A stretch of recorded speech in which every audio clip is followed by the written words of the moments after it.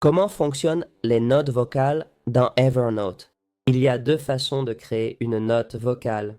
D'abord, appuyez sur ces points, puis sur Audio.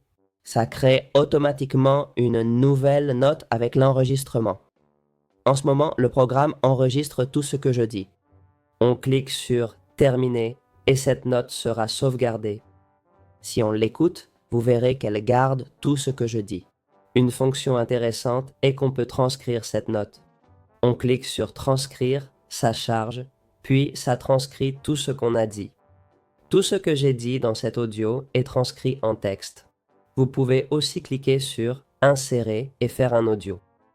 On lance l'enregistrement et je dis bonjour, je ne sais combien de fois. Je clique Transcrire et comme avant, ça charge, puis transcrit ce que j'ai dit.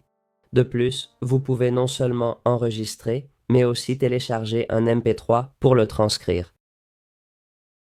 Par exemple, si vous avez une conversation de travail importante à transcrire et sauvegarder par écrit, insérez le fichier. J'ai converti celui d'un autre tuto en MP3, écoutez.